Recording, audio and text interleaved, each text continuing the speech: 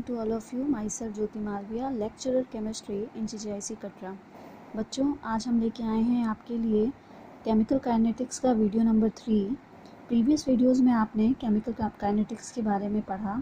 Chemical kinetics क्या है, इसकी रिक्वायरमेंट क्यों है केमिस्ट्री में, रेट ऑफ रिएक्शन क्या है, रेट ऑफ रिएक्शन के बेसिस पे कितने टाइप की रिएक्शंस होती हैं, किसी भी रिएक्शन के लिए हम रेट ऑफ रिएक्शन को कैसे लिख सकते हैं, एवरेज रेट क्या होता है, इंस्टेंटेनियस रेट क्या होता है, ये सब आप प्रीवियस वीडियोस में देख चुके हैं।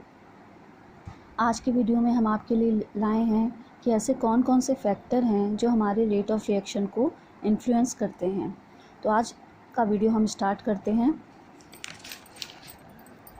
Factors affecting rate of reaction. इसमें नंबर 1 फैक्टर है नेचर ऑफ अ रिएक्टेंट, मतलब जो हम रिएक्टेंट यूज़ कर रहे हैं किसी केमिकल रिएक्शन में, उसकी प्रकृति कैसी होनी चाहिए। तो जैसा कि आप सबको पता है कि हम आयनिक रिएक्शन की अगर बात करें, हमने देखा था कि आयनिक रिएक्शन जो भी होते हैं वो फास्ट रिएक्शंस होते हैं। क्या होते हैं? फास्ट रिएक्शंस होते हैं। तो फास्ट रिएक्शन का मतलब ही ये है कि आयनिक में आयन प्रेजेंट होते हैं जो ईज़िली इंटरेक्शन कर लेते हैं। ईज़िली इंटरेक्शन करने के कारण इनको कंप्लीट होने में बहुत ही कम समय लगता है। तो ऐसी रिएक्शंस जिन्हें कंप्लीट होने में बहुत कम समय लग रहा है, तो वो रिएक्शन क्या हो जाती है? Fast reaction. तो इसलिए इनका रेट ऑफ रिएक्शन क्या होता है? बढ़ता है। नॉन आयनिक में रिएक्शन स्लो होती है, कंप्लीट होने में ज़्यादा टाइम लगती है, इसलिए इसका रेट ऑफ रिएक्शन क्या होता है? स्लो होता है। इसी तरह अगर हम मॉलिक्यूलर रिएक्शन की बात करें, तो मॉलिक्यूलर रिएक्शन जो होता है वो मॉडरेट टाइप ऑफ रिएक्शन होता है, जिसमें नए बॉन्ड फॉर्म होते हैं और पुराने बॉन्ड टूटते हैं। तो किसी भी बॉन्ड को ब्रेक होने में ज़्यादा एनर्जी की रिक्वायरमेंट होती है, इसलिए ये ज़्यादा टाइम लेते हैं। तो इस तरह के रिएक्शन का रेट ऑफ रिएक्शन क्या हो जाता है? वो in comparison to ionic reaction क्या हो जाता है? कम हो जाता है। तो अगर हम रेट ऑफ रिएक्शन की बात करें किसी भी रिएक्टेंट की, तो आयनिक रिएक्शन की रेट ऑफ रिएक्शन सबसे ज़्यादा, उसके बाद मॉलिक्यूलर रिएक्शन की, उसके बाद नॉन आयनिक रिएक्शन की। तो ये हो गया फैक्टर नंबर 1। सेकंड फैक्टर है कंसंट्रेशन ऑफ अ रिएक्टेंट, मतलब अभिकारक की सांद्रता जो वो किसी भी रेट ऑफ रिएक्शन को कैसे इन्फ्लुएंस करती है। तो ये है जनरल चीज़ें हैं कि अगर किसी भी रिएक्शन में रिएक्टेंट की कंसंट्रेशन हम इंक्रीज़ करेंगे, तो आपको पता है कंसंट्रेशन ऑफ प्रोडक्ट भी क्या होगी? इंक्रीज़ होगी। तो रेट ऑफ रिएक्शन भी क्या होगा? इंक्रीज़ होगा। अगर हमने कंसीडर कर लिया एक रिएक्शन है हमारे पास, जैसे कि A+B गिव्स प्रोडक्ट C, ठीक है। तो अगर हम इसके रेट ऑफ रिएक्शन की बात करेंगे, तो आपने देखा है कि रेट ऑफ रिएक्शन किस पे डिपेंड कर रही है? कंसंट्रेशन पे। किसकी कंसंट्रेशन? रिएक्टेंट की।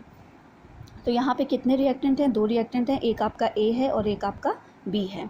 तो rate of reaction is directly proportional to concentration of A and concentration of B। तो अगर हम यहाँ प्रोपोर्शनलिटी कांस्टेंट को हटाते हैं, आपको पता है अगर कहीं भी प्रोपोर्शनलिटी साइन लगा है, उसको हटाने के लिए हम वहाँ पे इक्वल लगाने के लिए उसके साथ एक कांस्टेंट जोड़ते हैं। तो इस तरह से आपका रेट ऑफ रिएक्शन क्या हो गया? Rate of reaction is equal to K concentration of A into concentration of B, where K आपका क्या हो गया? Rate constant. इसको बोला जाता है वेग स्थिरांक। और इस तरह के किसी भी रिएक्शन के लिए रेट ऑफ रिएक्शन लिखने को कहते हैं रेट लॉ। तो इस तरह से आपने देखा कि किसी भी रिएक्टेंट की कंसंट्रेशन को इंक्रीज़ करने पे रेट ऑफ रिएक्शन भी इंक्रीज़ होगा, और वो रेट ऑफ रिएक्शन हमेशा कंसंट्रेशन के क्या होता है? डायरेक्टली प्रोपोर्शनल होता है। एक सेकेंड एग्जांपल लेंगे इस टाइप का रिएक्शन, AP+BQ गिव्स CR, जहाँ पे आपका कैपिटल जो है लेटर में लिखा हुआ वो आपके रिएक्टेंट हैं, और जो स्मॉल लेटर्स में लिखे हुए हैं वो आपके नंबर ऑफ मॉलिक्यूल्स, या इसको बोला जाता है stoichiometric coefficient of reactant and product. तो अगर हम इस रिएक्शन के लिए रेट ऑफ रिएक्शन लिखेंगे, तो rate of reaction is directly proportional to uh concentration of uh P and concentration of uh Q। चूँकि P और Q के बाद साथ आप देख रहे हो एक एक फैक्टर जुड़ा हुआ है, तो ये हमेशा इसके घात के रूप में होगा। तो यहाँ पे rate of reaction is directly proportional to concentration of P with a root A, concentration of Q with a power B, ठीक है। तो यहाँ पे प्रोपोर्शनलिटी हटाएंगे और K जोड़ेंगे, तो ये हो गया आपका इस रिएक्शन के लिए रेट लॉ, ठीक है। तो ये हो गया second factor, concentration of reactant. Next factor है टेम्परेचर। तो किसी भी रिएक्शन में अगर हम टेम्परेचर इंक्रीज़ करेंगे, तो ऑलवेज रेट ऑफ रिएक्शन क्या होगी? इंक्रीज़ होगी, क्योंकि number of a collision of a molecules क्या हो जाएगा? बढ़ता जाएगा, ठीक है। मान लीजिए किसी टेम्परेचर पे आपका 5 मॉलिक्यूल कोलाइड कर रहे हैं, कोलिजन कर रहे हैं, और जैसे ही हमने टेम्परेचर बढ़ाना स्टार्ट किया, अब नंबर ऑफ़ कोलिजन क्या हो गए आपके, 8 हो गए, 10 हो गए। तो आपने देखा टेम्परेचर इंक्रीज़ करने पे कोलिजन बढ़ रहा है, तो इसका मतलब रेट ऑफ रिएक्शन भी क्या हो जाएगा, बढ़ जाएगा।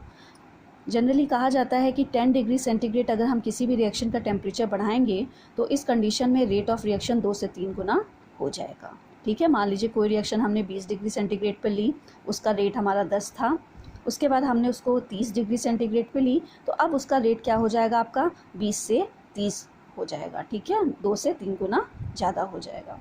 नेक्स्ट फैक्टर है surface area of a reactant molecule. Surface area of reactant molecules का मतलब है कि कोई भी अभिकारक जो आपके अणु है उसका पृष्ठीय क्षेत्रफल कैसा होगा जो हमारे रेट ऑफ रिएक्शन को प्रभावित करेगा।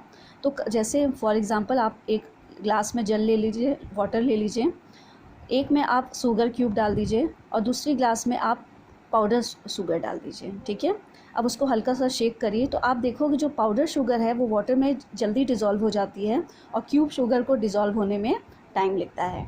इसका मतलब है कि हमारा सोल्यूशन जो है शुगर का, वाटर का, वो पाउडर शुगर के केस में जल्दी फॉर्म हो रहा है, तो रेट ऑफ रिएक्शन क्या है, पाउडर शुगर की ज़्यादा हुई।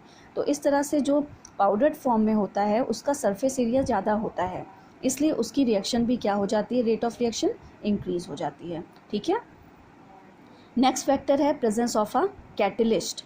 तो सबसे पहले कैटलिस्ट होता क्या है, कैटलिस्ट एक ऐसा सब्सटेंस होता है जो आप किसी भी रिएक्शन में डालेंगे तो या तो वो रिएक्शन की दर को बढ़ा देगा या तो क्या कर देगा, कम कर देगा। मान लीजिए कोई रिएक्शन आपकी 10 मिनट में कंप्लीट हो रही है, ठीक है, आपने उसमें कैटलिस्ट डाला तो आप देखोगे कि अब वो रिएक्शन आपकी 5 मिनट में कंप्लीट हो जाएगी। तो यहाँ पे इस कैटलिस्ट ने क्या किया, रिएक्शन की रेट को क्या कर दिया, इंक्रीज़ कर दिया, जिसकी वजह से रिएक्शन आपकी कम टाइम में पूरी हो गई। तो यहाँ फैक्टर ये है कि रेट ऑफ अगर कोई कैटलिस्ट इंक्रीज़ करता है रेट ऑफ रिएक्शन को, तो उस तरह की कैटलिस्ट को हम पॉजिटिव कैटलिस्ट बोलते हैं। और ये क्या करता है, जो हमारी रिक्वायरमेंट होती है किसी रिएक्शन को कंप्लीट करने के लिए एनर्जी की, उस एनर्जी को बोलते हैं एक्टिवेशन एनर्जी। ठीक है, किसी भी रिएक्शन में प्रोडक्ट फॉर्मेशन के लिए जो एनर्जी होती है वो एक्टिवेशन एनर्जी होती है। तो जब हम कैटलिस्ट जो है पॉजिटिव कैटलिस्ट यूज़ करेंगे तो हमारी एक्टिवेशन एनर्जी को वो कम कर देता है, जिसकी वजह से रिएक्शन का रेट क्या हो जाता है, इंक्रीज़ हो जाता है। और इसका रिवर्स केस हो क्या है कि अगर कोई हम ऐसा सब्सटेंस यूज़ कर लें जो रिएक्शन के रेट को डिक्रीज़ कर दे, इसका मतलब है वो नेगेटिव कैटलिस्ट है, तो वहाँ पे रेट ऑफ रिएक्शन आपका क्या हो जाएगा, कम हो जाएगा, और एक्टिवेशन एनर्जी जो हमारी ज़रूरत होती है उसकी मात्रा को वो क्या कर देता है, बढ़ा देता है। लास्ट फैक्टर है आपका लाइट। तो लाइट जो होता है वो एक ऐसा फैक्टर है कि अगर उसके प्रेजेंस में कोई भी रिएक्शन होगी तो वो हमेशा रेट ऑफ रिएक्शन को इंक्रीज़ करेगी। जैसे आप देखते हो कि प्लांट्स जो होते हैं वो फोटोसिंथेसिस की जो रिएक्शंस करते हैं वो किसकी प्रेजेंस में करते हैं, सनलाइट की प्रेजेंस में। तो जितनी ज़्यादा सनलाइट उनको मिलेगी पौधों को, वो उतनी तेज़ी से भोजन बनाते हैं। ठीक है, तो प्रकाश संश्लेषण की क्रिया की दर क्या होती है, वो डिपेंड करती है सनलाइट पे। तो इस तरह से लाइट जो होती है हमेशा रेट ऑफ रिएक्शन को इंक्रीज़ करती है।